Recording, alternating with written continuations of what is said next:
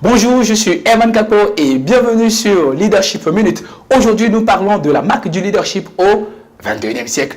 Alors, vous savez que la plupart des gens, quand il est question pour eux de manifester leur leadership, on se la joue sérieux. Pourquoi? Parce que quand on est sérieux, ça montre qu'on a le contrôle. D'accord, mais la question c'est, vous avez le contrôle sur quoi? Vous avez le contrôle sur vos émotions? Vous avez le contrôle sur les gens? Est-ce qu'on a besoin d'être sérieux pour produire du résultat? Pas vraiment. Est-ce qu'on a besoin d'être sérieux pour pouvoir influencer les gens? Peut-être. Parce que quand ils vont vous voir sérieux et calme et serein, ils vont se dire, ok, ça doit être quelqu'un de très bien. Mais ce n'est qu'une présomption. Attention, la sériosité, entre guillemets, ce n'est qu'une présomption de sérénité, donc de leadership. Ce n'est pas la vraie marque des leaders. Si vous prenez par exemple des gens comme Mark Zuckerberg, jeune, simple, parfois en basket, et vous avez Bill Gates, qui s'habille de la façon la plus simple possible. Vous voyez un Richard Branson, qui s'amuse avec ses collaborateurs, qui joue avec eux, sans aucune gêne. Et d'autres personnes sont vraiment sérieux. Vous savez, il y a quelqu'un qui a dit, je veux être un président normal, mais il n'a jamais réussi à être un président normal. Pourquoi? Parce que, effectivement, la fonction présidentielle est une haute fonction. Mais quand vous regardez un Barack Obama, et il est simple, il joue dans le bureau ovale. Il fait du basket quand il a envie. Il joue avec les gens. Il va servir des gâteaux lors des anniversaires. Il va manger dans des McDo. Les gens disent c'est pour la com. Non, c'est de la manifestation de la simplicité. Parce qu'il y a des gens qui, à sa place, auront de la gêne à faire ces choses-là. C'est la marque du leadership au 21e siècle. La simplicité et l'authenticité. La simplicité et l'authenticité. Pourquoi? Parce que le vrai caractère d'un homme, c'est ce qu'il fait lorsque personne ne le voit. Je redis bien, le vrai caractère d'un homme, c'est ce qu'il fait lorsque personne ne le voit. Alors si vous avez envie de sauter de joie même lorsque vous êtes en public. Ça donne plus confiance aux gens. Si vous avez envie de sauter, sautez parce que ça n'enlève rien en votre capacité de leadership. C'est ce que vous êtes, c'est votre authenticité. Et d'ailleurs, ça démontre d'une certaine simplicité, d'une certaine proximité. Le pape François a été élu l'homme le plus influent de cette année. Pourquoi? Parce qu'en est le leader le plus influent. Pourquoi? Parce qu'en réalité, il a démontré qu'on peut avoir de la simplicité, de l'authenticité, qu'on peut dire les choses qu'on pense au fond de soi-même, sans avoir à faire des tournures, attention, sans avoir à dire autre chose que ce qui est. L'authenticité, sans avoir peur d'être imparfait, le courage d'être imparfait. Quand un leader a le courage d'être imparfait, il démystifie le processus qui permet de devenir un leader. Ce qui fait que les gens se disent, ok, je peux être un leader et mal faire, mais mon travail consiste à m'améliorer constamment. Quand les leaders démontrent que le leadership, c'est l'authenticité, la simplicité, ils donnent l'espérance à d'autres personnes de pouvoir y arriver.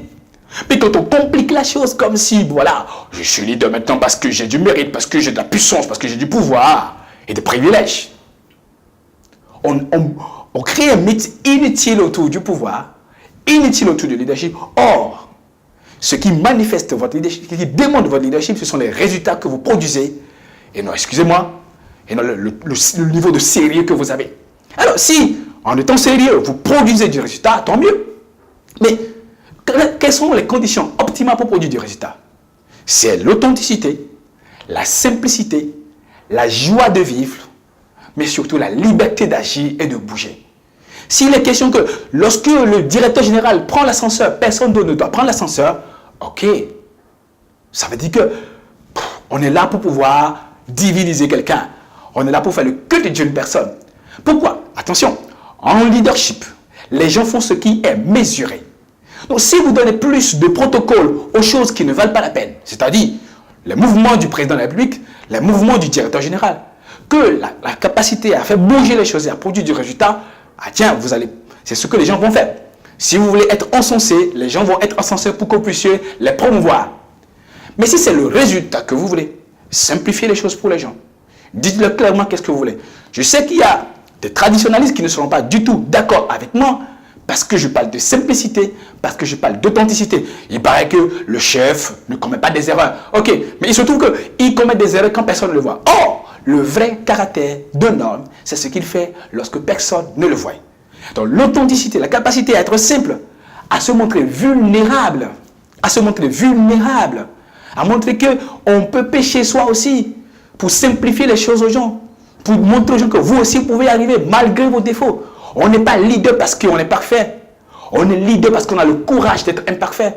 On est leader parce qu'on a le courage de prendre fait et cause pour des choses face auxquelles les gens tremblent.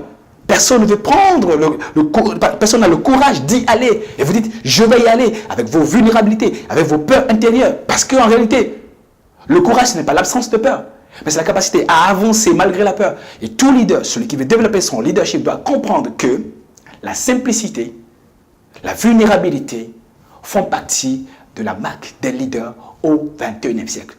Quand vous simplifiez les choses, quand vous reconnaissez vos erreurs, et que maintenant, parce que si vous me dites là où vous n'êtes pas bon, je vais reconnaître là où vous êtes bon. Si vous cachez là où vous n'êtes pas bon, là, je vais ignorer moi aussi là où vous êtes bon. Les vrais leaders savent où ils ne sont pas bons, ils recrutent d'autres personnes, ils se font coacher, ils trouvent des mentors, des accompagnateurs, des conseillers qui les aident dans ces domaines-là. Et là où ils sont bons, ils le manifestent. Ils le manifestent et ils produisent du résultat. Si vous voulez être leader au 21e siècle, simplicité, joie de vivre, éclat, sourire.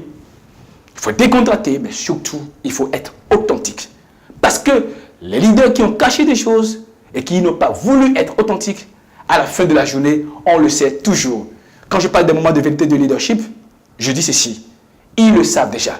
Et s'ils ne savent pas, ils finiront par savoir. Donc du coup, jouez simple, soyez authentique. S'ils le savent maintenant, ils seront moins déçus. Attention, s'ils le savent maintenant, ils seront moins déçus que s'ils le savent plus tard. Voilà. Vous avez compris, le leadership au 21e siècle, c'est authenticité, simplicité, joie de vivre, communion, affection.